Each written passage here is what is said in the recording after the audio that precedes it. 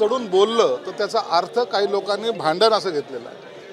मंत्रीही त्याच म्हणजे भागाचे म्हणण्यापेक्षा पक्षाचे आणि आमदारही त्याच पक्षाचे, म्हणून यात भांडणासारखं एवढं काही विशेष नव्हतं.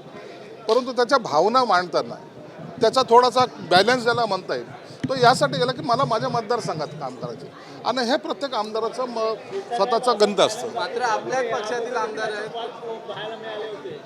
असे नाही, वाद नाही होत. तुम्ही याला वादाचं स्वरूप देऊ नका.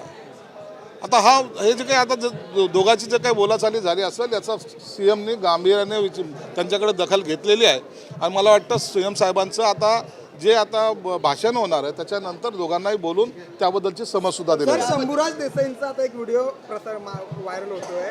थोरवे जेव्हा बाईट देत होते तेव्हा त्यांना कानात बोलले की काहीच बोलू नको आणि असा व्हिडिओ तो ऐकायला येतो. म्हणून तुम्हाला सांगतोय की शंभूराज देसाई असेल की दादा भुसे असेल किंवा कोणीही मंत्री असेल, त्यांच्याकडे जी मागणी मागायला जातात आमदार किंवा जे काही त्यांच्या मतदारसंघातली कामं सांगायला जातात त्या टायमाला एखाद्या वेळेला इमोशनल होणं याला तुम्ही भांडण समजू नका.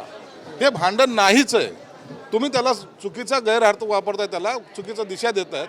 म्हणून आमच्या कोणाचं आमदाराचं आणि मंत्रीचं भांडण झालेलं नाही. निश्चित त्यांच्याबरोबर एकमेकाबद्दल बोलताना जर आवाज चढला असेल तर तुम्ही त्याला भांडण समजू पण नका. निवडणुकीच्या पार्श्वभूमीवर कुठेतरी एकनाथ शिंदेच्या शिवसेनेत दुष्पूत चालू आहे असं वारंवार आरोप केले जात आहेत आणि आज ते पाहायला देखील एकनाथ शिंदेच्या पक्षामध्ये किंवा एकनाथ शिंदे साहेबांबरोबर असणारे सर्व आमदार हे सर्व आक्रमक होते म्हणून तो उठाव केला आहे. दम असलेले आमदार आहेत म्हणून त्याची चिंता असं करू नका. आमदार आहेत गपचूप आहेत असं नाही.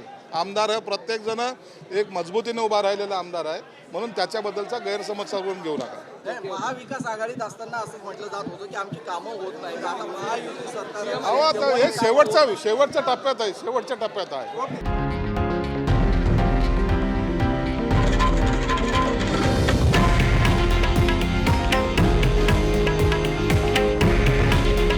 हे आहे देशातील नंबर 1 न्यूज नेटवर्क आणि आपण पाहत आहात TV9 मराठी.